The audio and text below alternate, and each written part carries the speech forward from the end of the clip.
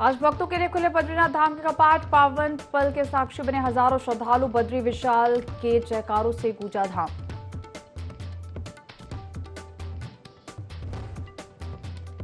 चार धाम यात्रा को लेकर चरम पर श्रद्धालुओं का उत्साह। दूसरे दिन केदारनाथ धाम में 30,000 श्रद्धालुओं ने दर्शन कर बनाया नया रिकॉर्ड। तो यमुनोत्री और गंगोत्री में भी रिकॉर्ड तोड़ पहुंच रहे श्रद्धालु।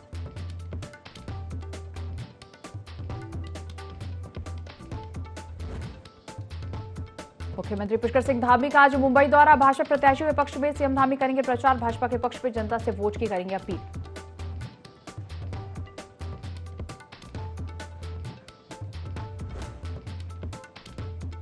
प्रदेश में बारिश का ऑरेंज अलर्ट जारी। आज कई जिलों में तेज बारिश की संभावना। 4,000 मीटर से ऊपर के इलाकों में बर्फबारी की आशंका।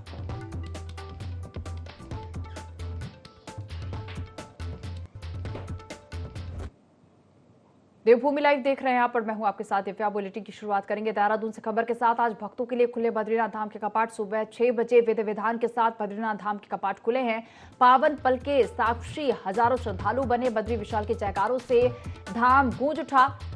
मुख्यमंत्री पुष्कर सिंह धामी ने कपाट खुलने के अवसर पर श्रद्धालुओं को भी बधाई दी है। चार धाम यात्रा को लेकर श्रद्धालुओं का उत्साह चरम पर है। तो आज भक्तों के लिए बद्रीनाथ धाम के कपाट खुल गए हैं। सुबह 6 बजे विधि विधान के साथ बद्रीनाथ धाम के कपाट खुले हैं। इस पावन पल के साक्षी हजारों श्रद्धालु बने। बद्री विशाल के जयकारों से धाम गूंजा है। मुख्यमंत्री पुष्कर सिंह धामी ने कपाट खुलने के अवसर पर श्रद्धालुओं को बधाई भी दी। चार धाम यात्रा को लेकर श्रद्धालुओं का उत्साह चरम पर है।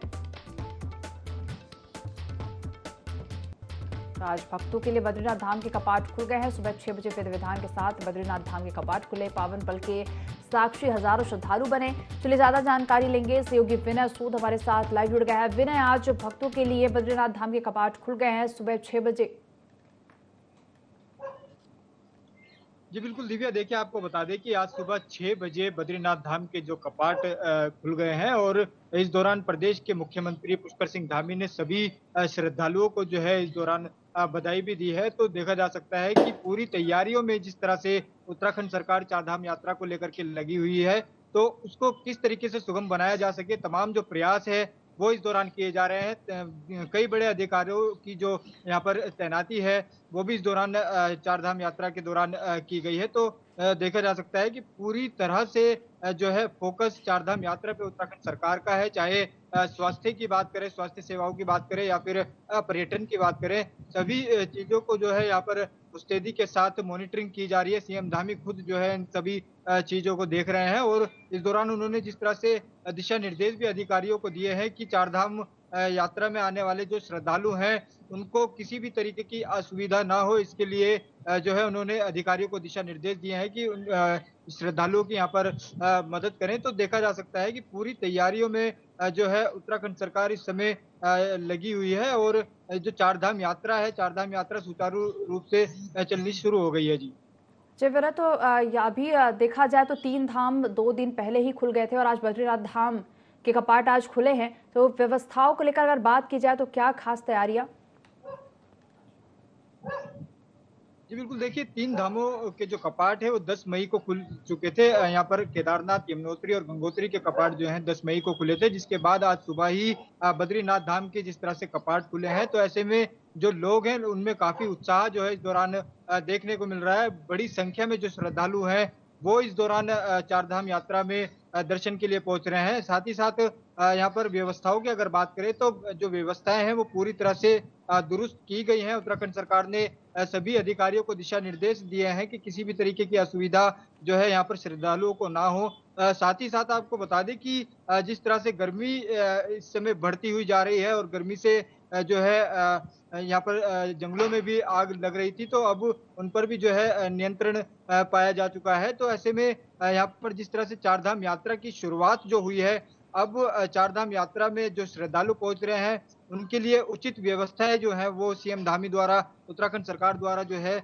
की जा रही है और पानी से लेकर खाने तक की जो व्यवस्थाएं हैं वो इस दौरान यात्रा के दौरान जो है की गई है। जी विनय, अगर श्रद्धालुओं की बात की जाए तो ऑनलाइन रजिस्ट्रेशन करा रहे हैं। वहीं अगर ऑफलाइन रजिस्ट्रेशन की बात करें तो क्या व्यवस्थाएं ऑफलाइन रजिस्ट्रेशन के लिए की गई हैं और क्या प्रक्रिया है ऑफलाइन रजिस्ट्रेशन की?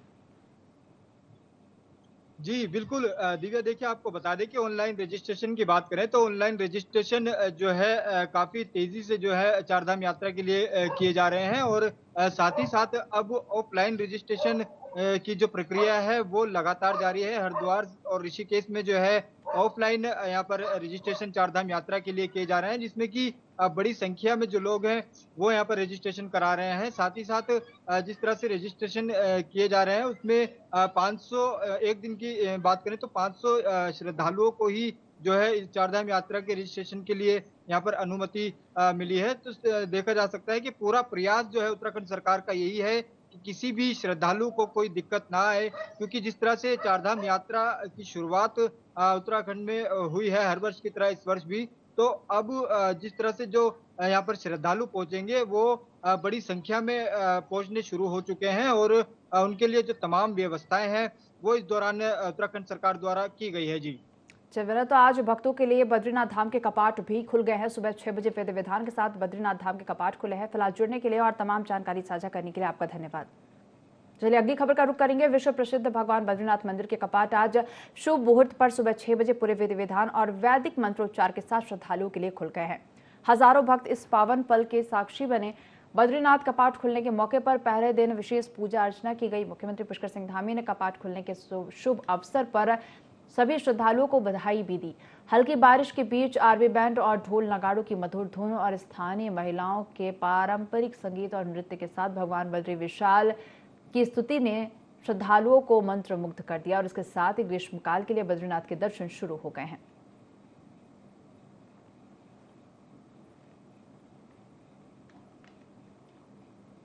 बद्रीनाथ धाम के कपाट आज खुले हैं।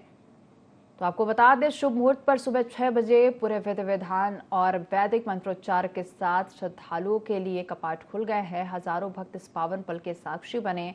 बद्रीनाथ कपाट खुलने के मौके पर पहले दिन विशेष पूजा अर्चना की गई। सीएम पुष्कर सिंह धामी ने कपाट खुलने के शुभ अवसर पर सभी श्रद्धालुओं को बधाई भी दी।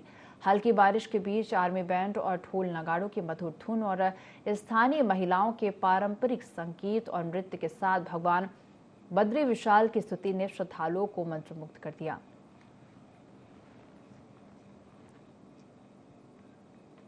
देवभूमि उत्तराखंड में चारधाम यात्रा की शुरुआत हो चुकी है। चारधाम यात्रा में श्रद्धालुओं को स्वास्थ्य सुविधाएं मुहैया करने के उद्देश्य से स्वास्थ्य महकमा भी एक्टिव मोड पर नजर आ रहा है, क्योंकि चारधाम यात्रा का मुख्य मार्ग कहे जाने वाले ऋषिकेश में विभाग की ओर से ट्रांजिट अस्पताल बनाया गया और इसमें श्रद्धालुओं का निःशुल्क स्वास्थ्य परीक्षण किए जाने के साथ ही जरूरी दवाओं इत्यादि की व्यवस्था की गई। और इस बात को लेकर देहरादून के सीएमओ डॉक्टर संजय जैन ने कहा कि चारधाम यात्रा के लिए ऋषिकेश स्टार्टिंग पॉइंट है।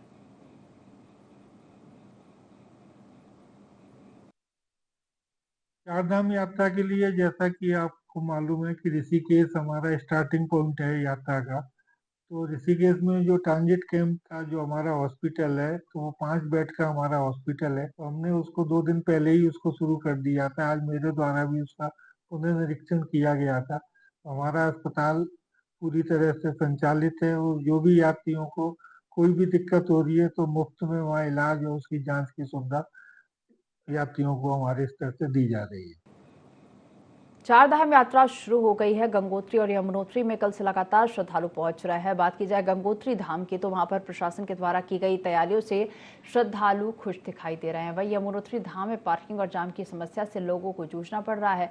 श्रद्धालुओं का कहना है कि अगर इस व्यवस्था को सुधारा जाता है तो उत्तराखंड में यात्रियों की संख्या और बढ़ेगी। जनपद मुख्यालय उत्तरकाशी से काशी विश्वनाथ मंदिर में भी सुबह 4 बजे से श्रद्धालुओं की भीड़ है। यमुनोत्री और गंगोत्री धाम से लौटे श्रद्धालुओं से यात्रा व्यवस्था का फीडबैक लिया संवाददाता दीपक नौटियाल ने। जाके एकदम जैसे दिखाते हैं पिक्चर में एकदम अलग टाइप का एहसास हो रहा एंड सारे श्रद्धालु लोग एक साथ आए हुए भगवान जी की जो टोली आती है उसको पूरा जाते हुए देखा। पूरी भीड़ भड़का बहुत अच्छा लगा। उसके बाद दर्शन बहुत अच्छे से हो गए उनकी ओरिजिनल मूर्ति के।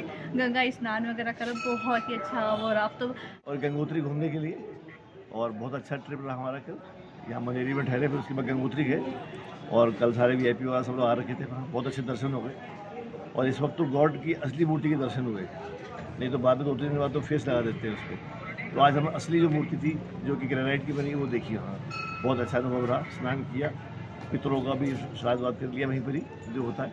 उत्तरकाशी और ये बहुत एरिया बहुत सुंदर है यहाँ का। इवन उत्तराखंड जो हम बोलते हैं देवभूमि है, बिल्कुल बढ़िया तरीके से, लेकिन कुछ बेसिक चीज़ें यहाँ पे थोड़ा इम्प्रूव होना चाहिए।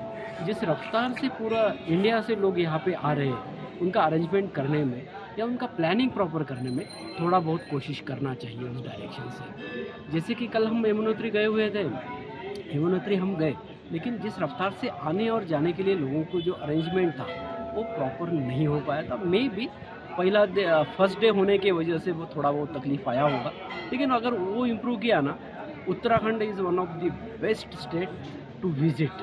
यहाँ दूसरी बार आने का सौभाग्य मिल रहा है हमें। यहाँ पे जो आने के बाद में एक अनुभूति होती है, वो एक विशेष जिसको हम बयां नहीं कर सकते। और 4 धाम यात्रा वैसे यमुनोत्री धाम से शुरू करके और जब गंगोत्री धाम आते हैं तो यहाँ बीच में जो उत्तरकाशी का ये विश्वनाथ का मंदिर है, यहाँ भी महादेव के दर्शन करने की एक तीव्र इच्छा रहती है और वो ये मनोकामना भी पूर्ण होती है। तो जिस तरह से उत्तराखंड को देवभूमि बोला जाता है, वाकई यहाँ आके पता चलता है कि देव यहाँ क्यों निवास करते हैं। 4 धाम यात्रा के लिए परसों यहाँ आए हैं, कल गंगोत्री जाके यहाँ आए हैं। पहली बार भी 2018 में हम आए थे। यहाँ की जो रास्तों की दिक्कतें थी अब काफ़ी सुलभ हो गई है और यहाँ मंदिर का प्रशासन उत्तरकाशी का रहेगा या गंगोत्री का रहेगा, वो बहुत अच्छी तरह से अच्छा हो गया है। यहाँ का जो डेवलपमेंट है बहुत अच्छा कर दिया पहले से भी।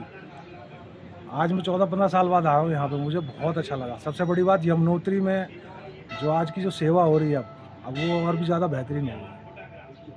और मैं आप सब उत्तराखंड वासियों को ये कहता हूँ कि भगवान आपकी जो मेहनत है, जो आपने इतना सुंदर बनाया है इन सबको, भगवान आपको और आशीर्वाद दे कि आपके बच्चे भी इस संपत्ति को संभाल के रख सकें। लोकसभा चुनाव को लेकर मुख्यमंत्री पुष्कर सिंह धामी का प्रचार अभियान जारी है। सीएम अन्य राज्यों में बतौर बीजेपी स्टार प्रचारक के रूप में भाजपा के लोकसभा प्रत्याशियों के लिए प्रचार कर रहे हैं।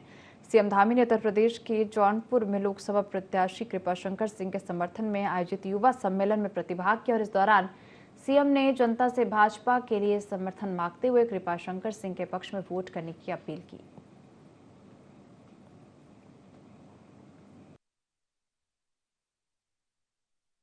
इस समय देश के अंदर चुनाव चल रहा है और ये चुनाव केवल और केवल एक सांसद चुनने का चुनाव नहीं है, केवल और केवल एक प्रधानमंत्री चुनने का चुनाव नहीं है, बल्कि ये चुनाव देश का भावी भविष्य चुनने का चुनाव है। और आज आपके बीच में जो प्रत्याशी हैं, उनके पास एक लंबा अनुभव है। आने वाले समय में कृपाशंकर जी आप सब लोगों के एक अच्छे पैरोकार साबित होंगे।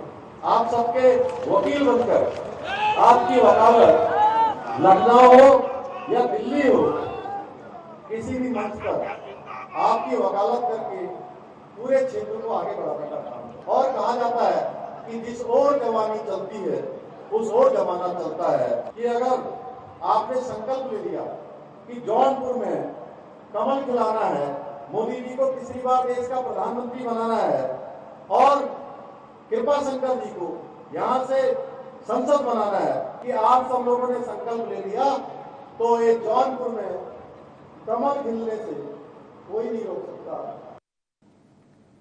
तो जहां एक तरफ पहाड़ों से लोग पलायन कर मैदानी क्षेत्र की ओर आ रहे हैं, तो वही उत्तराखंड के पुरोला विधानसभा क्षेत्र में पलायन का दर अन्य पहाड़ी जिलों से सबसे कम है। वहीं पुरोला से विधायक दुर्गेश्वर लाल ने कहा कि पलायन कम होने का सबसे प्रमुख कारण वहां का विकास है। आगे उन्होंने कहा कि वह लगातार अपने क्षेत्र में विकास का काम कर रहे हैं और जब तक सांस है तब तक वह विकास का कार्य करते रहेंगे। उन्होंने कहा कि उनके क्षेत्र के गांव में सड़कें पहुंच चुकी हैं, जहां पर सड़कें नहीं हैं वहां पर भी सड़क बनाने की प्रक्रिया चल रही है। जिन गांवों में सड़क बनना अत्यंत कठिन था, उन गाँव में भी सड़कें बन रही हैं। स्वास्थ्य सुविधाओं का भी विकास लगातार किया जा रहा है, जिसके अंतर्गत उप जिला अस्पताल का निर्माण किया गया है। गाँव में सड़कें पहुंचे, कई गांव ऐसे हैं जहां पे जो है सड़कें नहीं, अभी भी सड़कें नहीं है, तो उसके लिए मैं प्रयासरत हूँ। जिन सड़कों के बारे में सोच भी नहीं सकते थे इस गांव में सड़क बनेगी, लेकिन इस बार जो है सड़कें बन रही है। कि बहुत महत्वपूर्ण जो सड़कें थी वो इस बार जो है उसके जो टेंडरिंग हो चुकी है, तमाम चीज़ें बहुत जल्दी जो है वो एक नया रूप लेगी। और रही कई सारी चीज़ स्वास्थ्य को लेकर के, हमारे प्रोला विधानसभा में बहुत इम्पोर्टेंट प्लेस हैं, जैसे प्रोला में उप जिला अस्पताल बना है, वहाँ पे मैं आपको आज खुशी जाहिर कर रहा हूँ कि मेरी विधानसभा में वहाँ पहली बार जो है ऑपरेशन हुआ है, और मैं उन डॉक्टर्स को भी बहुत बहुत बधाई और शुभकामनाएं देता हूँ और धन्यवाद करता हूँ जिन्होंने जो है एक वहाँ पे जो है ऑपरेशन सफल किया। और ये तो विकास तो एक सतत प्रक्रिया, हम लगे रहेंगे जब तक जो है भाई सांस है, तब तक तो हम जनता की सेवा में। उत्तराखंड में 4 धाम यात्रा की शुरुआत हो गई और इस मौके पर केदारनाथ धाम में उत्तराखंड के मुख्यमंत्री पुष्कर सिंह धामी पहुंचे और बाबा केदार के दर्शन किए। उत्तराखंड कांग्रेस अध्यक्ष करण माहरा ने प्रदेशवासियों को केदारनाथ ज्योतिर्लिंग के कपाट खुलने पर हार्दिक बधाई दी। इसके साथ ही पहले ही दिन वीआईपी दर्शन पर रोक के बावजूद सीएम धामी के पहुंचने पर आपत्ति भी जताई है। करण माहरा ने कहा कि जब उत्तराखंड शासन के मुख्य सचिव ने आदेश जारी करते हुए श्रद्धालुओं की सुविधा को देखते हुए आगामी 15 दिन तक केदारनाथ धाम में वीवीआईपी दर्शन पर रोक लगाई थी, तो फिर मुख्यमंत्री पुष्कर सिंह धामी अपनी सरकार के आदेश को धत्ता बताते हुए कपाट खुलने के पहले ही दिन केदारनाथ की ओर पहुंचे। करण माहरा ने कहा कि भाजपा सरकार में हमेशा दोहरा मापदंड अपनाया जाता है। ये नियम अगर मंदिर के हैं तो सबके लिए एक होने चाहिए। आप अन्य लोगों को रोक रहे हो, खुद जा रहे हो, तो ये ठीक परिपाटी नहीं है। वैसे भी मंदिर का मामला था, इसमें तो कोई हमारे शंकराचार्य जी को भी भेजा जा सकता था, जो अधिष्ठा होते हैं, जो इसी काम में जिनका जीवन रहता, किसी साधु संत, किसी महात्मा से भी उद्घाटन कराया जा सकता था। तो ये बचना चाहिए था। जब आप वीआईपी को रोक रहे हो तो आपको स्वयं भी आप वीआईपी हैं, तो आपको इस चीज़ का ध्यान रखना चाहिए था, जो नहीं हुआ। वैसे भी बीजेपी इस चीज़ में माहिर है। गर्भगृह के कानून जब प्रधानमंत्री तोड़ सकता है तो अपनी बात हमारे मुख्यमंत्री भी पलट सकते हैं, तो कोई नई बात नहीं बीजेपी। उत्तराखंड में 4 धाम यात्रा की शुरुआत हो चुकी है। मुख्यमंत्री पुष्कर सिंह धामी बीते दिन केदारनाथ पहुंचे थे, जहां उन्होंने बाबा केदारनाथ के दर्शन लिए। बॉलीवुड एक्ट्रेस शिल्पा शेट्टी भी अपने परिवार के साथ दर्शन करने केदारनाथ पहुंची थी, और जिसको लेकर कांग्रेस ने सवाल खड़े किए हैं। कांग्रेस का कहना है कि 4 धाम यात्रा में सरकार ने खुद वीआईपी दर्शन करने पर रोक लगाई थी, लेकिन खुद प्रदेश के सीएम सहित कई वीआईपी भी यात्रा में दर्शन करने के लिए पहुंच रहे हैं।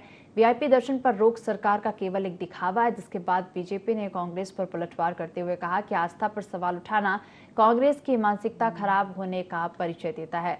4 धाम यात्रा में अन्य राज्यों के साथ ही देश विदेश से आने वाले श्रद्धालुओं का स्वागत प्रदेश के मुख्यमंत्री नहीं करेंगे तो कौन करेगा, यह उनका दायित्व बनता है।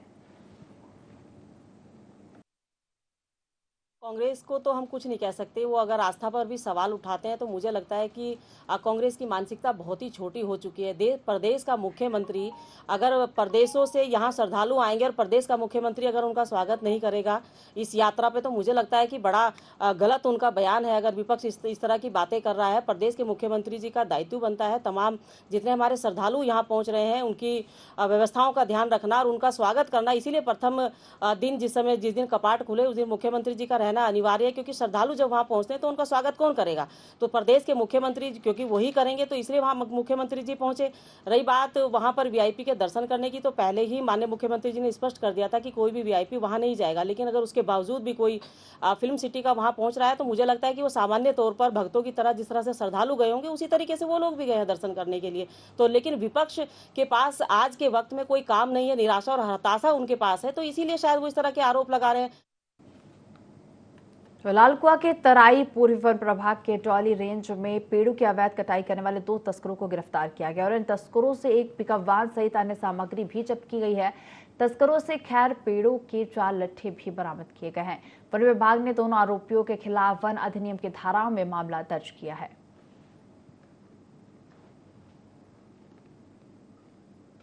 कुछ लोग डोली रेंज के ऊंचा गांव पेड़ से अवैध रूप से कुछ पेड़ काट रहे हैं, जिसका माल वो आज भरेंगे। यहाँ पर सूचना मिलते ही हमारे द्वारा पूरे क्षेत्र की घेराबंदी की गई। जब हमने वहाँ पर देखा कि 2 पेड़ उनके द्वारा खैर के काटे गए हैं तो हम उनका इंतजार करने में लगे।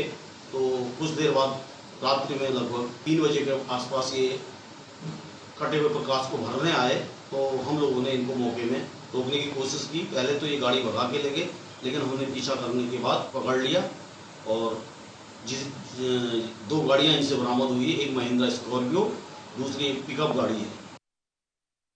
मुख्य निर्वाचन अधिकारी ने चमोली का दौरा किया। इस दौरान उन्होंने पीजी कॉलेज गोपेश्वर में स्ट्रांग रूम का निरीक्षण कर व्यवस्थाओं का जायजा लिया। उन्होंने स्ट्रांग रूम में लॉग बुक, स्ट्रांग रूम में लगे सीसीटीवी कैमरे और उनका डिस्प्ले चेक किया।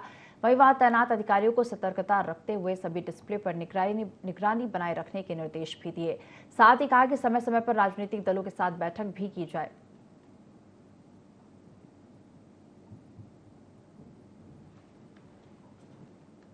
चंपावत जिले के प्रसिद्ध गुरुद्वारा श्री रीठा साहिब में 21 मई से 3 दिवसीय सालाना जोड़ मेले का शुभारंभ होगा, जिसे भव्य और आकर्षक बनाने के लिए जिलाधिकारी नवनीत पांडे ने गुरुद्वारा प्रबंधन समिति के पदाधिकारियों की मौजूदगी में मेले की व्यवस्थाओं को अंतिम रूप दिया और अधिकारियों को जरूरी निर्देश भी दिए। मेले में आने वाले तीर्थयात्रियों के लिए टनकपुर में शाम 4 बजे के बाद और सूखी डांग में शाम 7:30 बजे के बाद सुरक्षा की दृष्टि से कोई भी वाहन को प्रवेश नहीं करने दिया जाएगा।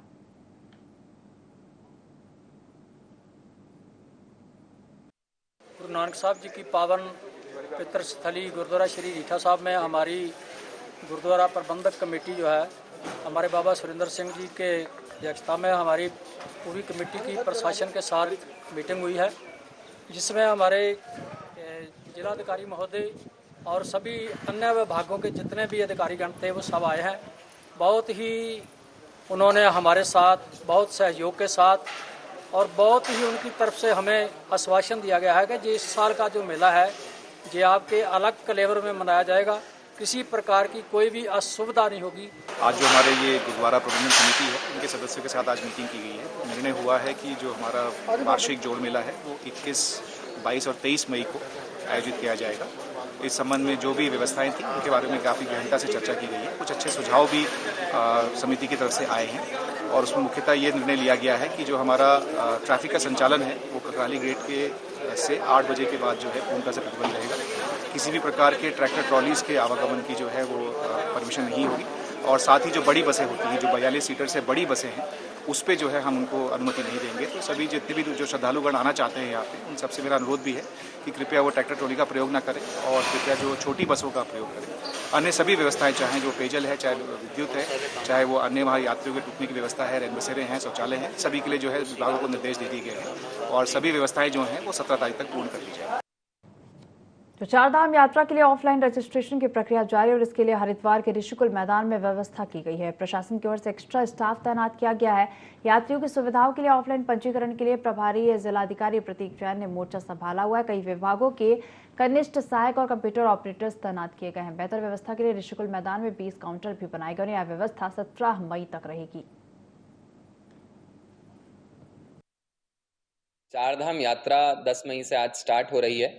यात्रा के लिए जो रजिस्ट्रेशन है वो ऑनलाइन रजिस्ट्रेशन तो पर्यटन विभाग द्वारा पहले से ही स्टार्ट कर दिया गया था, लेकिन ऑफलाइन रजिस्ट्रेशन की सुविधा भी यात्रियों के लिए दी जा रही है। ऋषिकुल मैदान में हमने सारी व्यवस्था रजिस्ट्रेशन को लेकर कर दी गई है।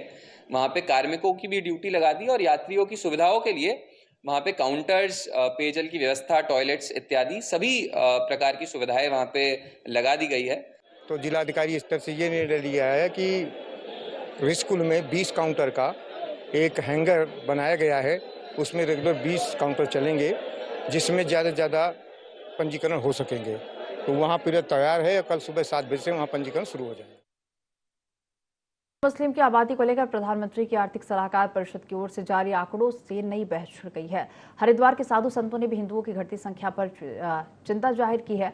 अखंड परमधाम आश्रम में आयोजित संत सम्मेलन में कई साधु संतों ने शिरकत की, जहां साधु संतों ने देश में हिंदुओं की घटती जनसंख्या को घातक बताते हुए सरकार से जनसंख्या नियंत्रण कानून बनाने और समान नागरिक संहिता लागू करने की मांग की।